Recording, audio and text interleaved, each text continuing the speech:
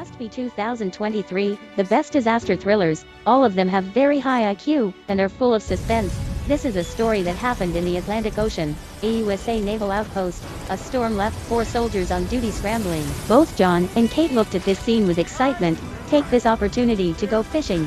Due to the storm, it's like a sap hit the fish hardly. You can get a lot easily. As for Bob the maintenance man, it is not so easy. He has to make sure the desalination system survived the storm, but the dreaded thing still happened. Seeing the pipeline burst, Bob had no choice but to drill down for emergency repair. Unexpectedly, his hand was actually stuck by the tube. Cannot be pulled out. Watching the water level rise higher and higher, and the walkie-talkie isn't around, Bob can only use his whole body's strength, but it's all in vain. At this time, the captain in the command room found that a 100-meter high wave is coming. He hurriedly notified all the crew to enter the cabin to avoid danger. The violent impact shook the pipe loose, let Bob regain his life, but the fish that was lifted by the winch was also gone by it. The sea returned to calm the next morning. The good news is, although the room was in a mess, the 4 of them were unharmed, while the diesel generator has been repaired, also back to work. The bad news is, there was a minor leak in the reactor. Kate suggests taking an iodine bath once a week to reduce radiation, but they only have enough iodine in stock for a month. It's even worse because there can't be a supply ship. I can only eat this kind of pig food every day in the future. Bob suddenly lost his mind. I risk my life. Make sure you have water and electricity. Such a simple job as catching some fish out of the water. You can screw up too. Looks like it's about to start a fight, the captain yelled. We've all survived the storm. Everything is fine now. What are you arguing about? Everything is normal. Bob doesn't think so. He made a ball out of flour and put it on the table. As a result, the ball rolled directly to the ground.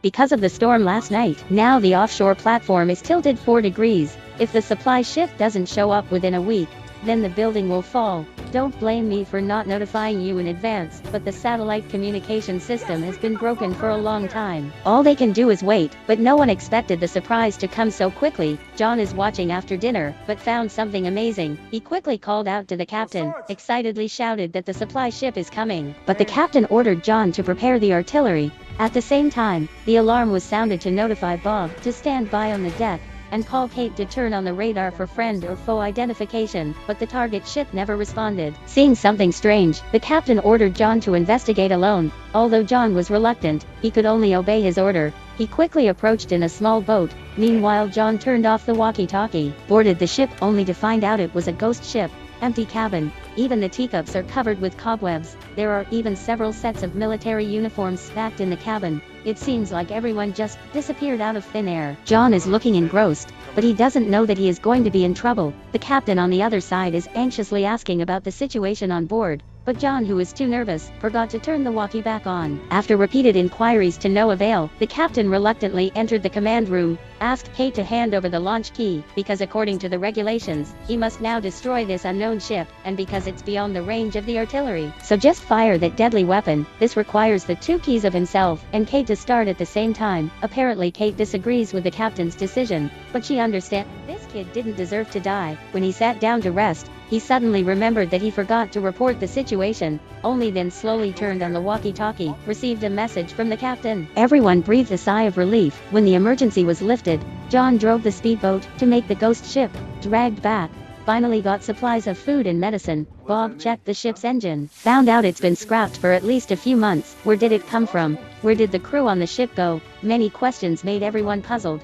Though the captain copied the data in the navigator, prepared to study its course overnight. And no one thought that Bob actually had a different idea. He boarded the boat again in the dark. After careful inspection, he felt secretly pleased. But Bob's whereabouts happened to be caught by John. He had no choice but to tell his discovery. Turns out the ship's engine is repairable. That means they can finally leave the place. John immediately told the good news to Kate, who was sleeping soundly. Actually, after a long time together, these two have been in love for a long time secretly. John proposed 3 people to go to a showdown with the captain. Unexpectedly, Kate was not excited at all. She said she knew the captain well. He will never grant this request. Early the next morning, with the help of John, Bob quickly repaired the engine. The 2 walked out of the boat excitedly, but he was blocked by Captain, who rushed over after hearing the news. He flatly rejected John's proposal, and said that before the soldiers who replaced them arrived, no one was allowed to live. John and Bob were absolutely unconvinced. They even discussed preparing for a mutiny. However, in the early morning, the checkpoint alarm sounded again, everyone took their positions and found the radar.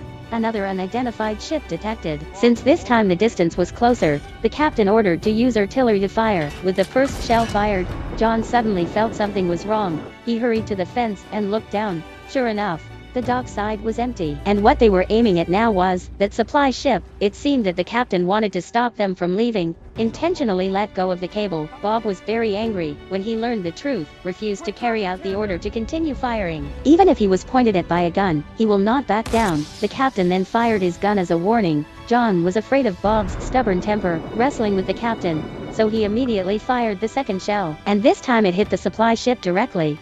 Seeing that the hope of returning to the mainland was ruined, the desperate Bob ignored the warning and walked towards the captain. On the nick of time, Kate knocked the captain unconscious with a fire extinguisher. The three locked him temporarily in a cabin. The next day John went to bring him food and asked why he did it. The captain said that the boat was not released by himself, and he made an amazing discovery. It turned out that the supply ship 3 months ago has come to the nearby sea, but it stopped there by accident. But at this moment, there was an accident where the ship was let go. It was clear that someone wanted to interfere with his investigation. He hoped John can save himself, but now John didn't even believe in a single word from Captain. However, the accident still happened. Early the next morning, John saw Bob, who was in charge of guarding, downcast look, quickly rushed to the captain's cabin. He saw it empty inside. Captain appeared to have escaped through a window. But where can he go in this vast ocean? John came to the command room to check the items left by the captain. He saw the note in Captain's notebook, the route coordinates of the supply ship. Sure enough, 3 months ago, the ship has stopped 5 miles northeast of the checkpoint. If wanted to find out the truth, they had to go and see it. Kate volunteered to take over the task. Unexpectedly, Bob insisted on going together after hearing about it. Before leaving, he said he left a gift for John. Just hide in the box. After the two sailed away, John went to see the fishing net he set. Good luck, today's fishing nets were unusually heavy. Looks like a good harvest. John desperately pulled up, but unexpectedly saw the captain's body, and there was clearly a hole in his head. It looked like after being silenced, thrown into the sea, and faked to escape. So the murderer was probably Bob.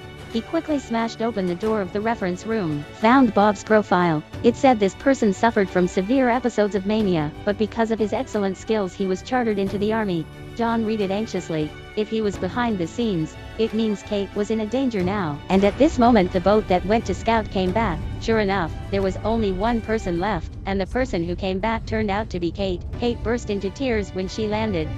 Who's going to attack her? Fortunately, she was prepared to escape the catastrophe and kill the opponent in desperation, but John was obviously worried. He had a conjecture but didn't want to believe it was true, so he checked the captain's notebook again. He flipped back to the date of the supply ship accident 3 months ago. Then he found the duty record of the day. The person on duty at that night was Kate. Turned out after she spotted the supply ship on the radar, she removed the beacon device that emit checkpoint coordinates, deceived the other party away from the normal route, killed all soldiers, and wrecked the engine. The reason Kate did this was to stay at the checkpoint, find a chance to control the nuclear weapon switch, and at this time the plot ushered in a super reversal. Kate added ingredients to John's drink, seeing him gradually lose consciousness. Kate inserted 2 keys into the detonator. The end of the story. The director gave an open ending. The nuclear weapons in the checkpoints have never been launched. Maybe Kate changed her mind at the last minute. Maybe it was the John mentioned in the film broken launch program. It was more likely that this nuclear weapon was actually a scam.